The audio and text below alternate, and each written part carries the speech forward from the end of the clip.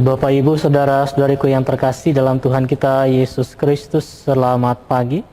Selamat berjumpa kembali dalam permenungan kita pada hari ini, Rabu 16 Desember 2020. Ia adalah pekan Advent yang ketiga. Kita akan merenungkan dari Injil Lukas pasal 7 ayat 19 sampai 23. Mari kita buka dengan tanda kemenangan Kristus. Dalam nama Bapa dan Putra dan Roh Kudus. Amin. Yohanes memanggil dua orang muridnya dan menyuruh mereka bertanya kepada Yesus, "Tuankah yang ditunggu kedatangannya, atau haruskah kami menantikan seorang lain?" Ketika kedua orang itu sampai kepada Yesus, mereka berkata, "Yohanes Pembaptis menyuruh kami bertanya, Tuankah yang ditunggu kedatangannya, atau haruskah kami menantikan seorang lain?" Pada saat itu Yesus sedang menyembuhkan banyak orang dari segala penyakit dan penderitaan dan dari roh-roh jahat, dan ia mengaruniakan penglihatan kepada banyak orang buta. Maka Yesus menjawab, "Pergilah dan katakanlah kepada Yohanes apa yang kalian lihat dan kalian dengar.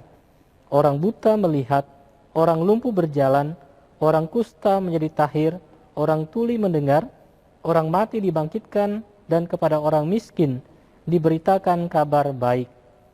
Dan berbahagialah orang yang tidak menjadi kecewa dan menolak aku." Demikianlah Injil Tuhan. Terpujilah Kristus.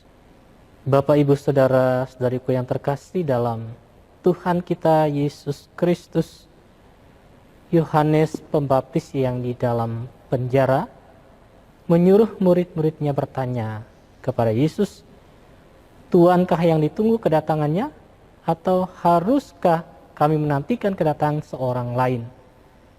Kita melihat mengapakah Yohanes menanyakan hal itu.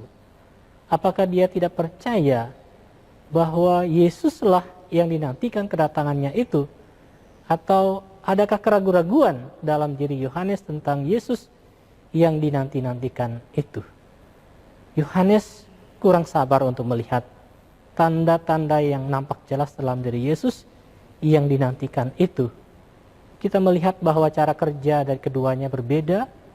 Yohanes adalah orang yang tegas dan keras, sedangkan Yesus berkarya dengan kelembutan hati sehingga terkesan lamban yang dipandang oleh Yohanes. Tetapi setelah Yohanes mendengar jawaban dari Yesus, dia pun merasa puas dengan apa yang dikatakan oleh Yesus. Saudara-saudariku yang terkasih, kehadiran Mesias yang dinantikan itu nampak dalam diri Yesus lewat tindakan-tindakan yang dilakukannya, yaitu orang buta melihat, orang lumpuh berjalan, orang kusta menjadi tahir, orang tuli mendengar, orang mati dibangkitkan, dan kepada orang miskin diberitakan kabar baik. Kehadiran Yesus Sang Mesias membawa kedamaian, ketentraman, dan kehidupan. Kehadiran Yesus membawa pembaharuan dan pemulihan, pembebasan dan penebusan. Kehadiran Yesus membawa kebahagiaan dan keselamatan.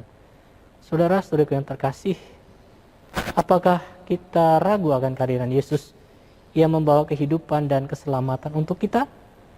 Mungkin kita mengalami krisis iman dan meragukan kebaikan Allah, terutama ketika kita mengalami hal-hal pahit dalam hidup ini. Hal seperti ini bisa saja kita alami.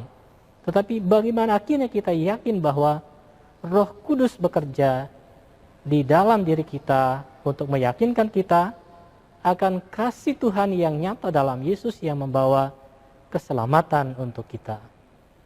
Marilah kita tetap bersandar kepadanya supaya kita tidak lekas putus asa dan menyerah ketika persoalan menimpa kita, tetapi yakin akan kasih Tuhan bagi kita. Tuhan memberkati kita sekalian. Amin. Dalam nama Bapa dan Putra dan Roh Kudus. Amin.